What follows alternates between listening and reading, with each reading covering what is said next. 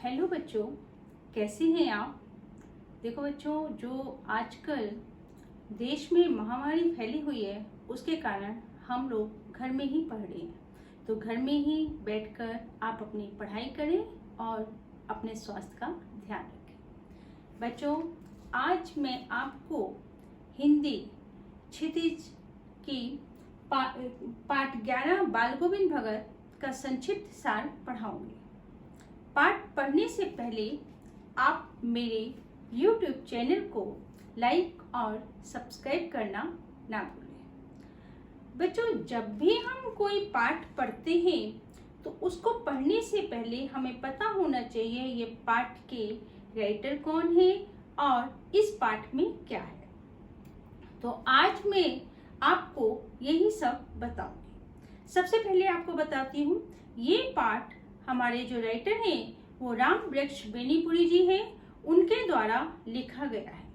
ये पाठ बाल गोविंद भगत एक ऐसे चरित्र के ऊपर है जो समाज में अपना बहुत अच्छी जगह बनाए थे। ना तो ये साधु थे, लेकिन साधुओं वाली सारी परिभाषाएं इनमें थी। बाल गोविंद भगत एक मझोले कद के गोरे चिट्टे आदमी थे। मझोला कद कहते हैं ना ज्यादा लंबा ना ज्यादा छोटा, बीच का कद। और ये मझोले कद के थे। आयु इनकी 60 साल से ऊपर की थी। ना तो ये साधुओं की तरह लंबी दाढ़ी रखते थे, लेकिन इनका चेहरा सफेद बालों से जगमग रहता था।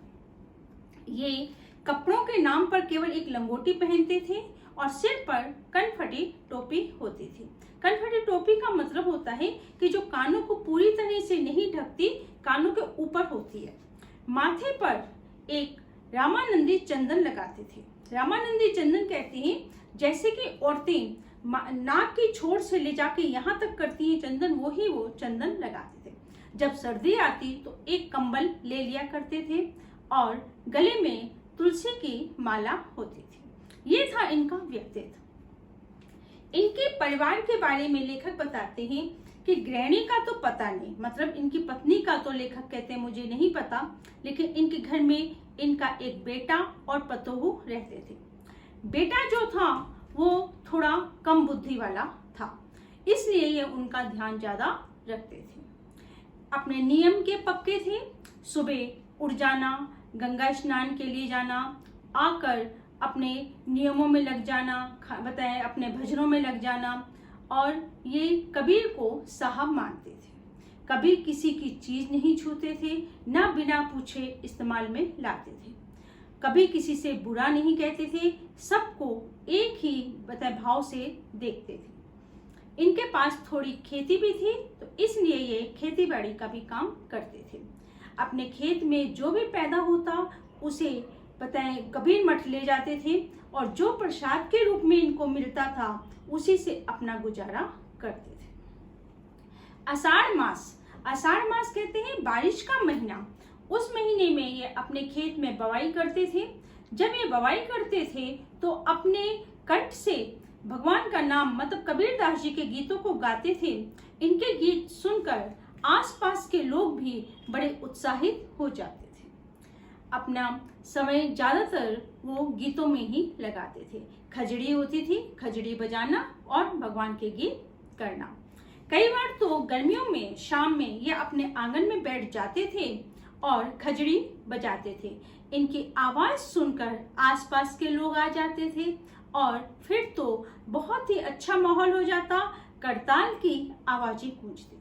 करताल किसको कहते हैं? करताल, कर मतलब हाथ होते हैं, ताल मतलब ताली, इसका मतलब होता है करताल। लोग सब ताली बजाते और ये खजड़ी बजाने लगते।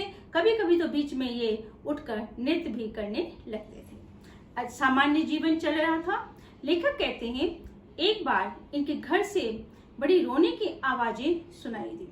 कौतूहल मतलब कुछ जानने की इच्छा। तो लेखक कौतूहल इनके घर गए। देखा कि इनका पुत्र जो था वो उसकी मृत्यु हो गई थी। लेखक ने बताया कि भगत ने कोई दिखावा नहीं किया। पुत्र का मृत शरीर जमीन पर एक चटाई पर पड़ा हुआ था। उसके ऊपर सफेद चादर दी हुई थी और कुछ फूल वगैरह और तुलसी के पत्ते डाले हुए थे। कोई दिखावा नहीं, और खजड़ी लेकर एक बताए किनारे पर अपने भजन के गीत गा रहे थे, भजन गा रहे थे।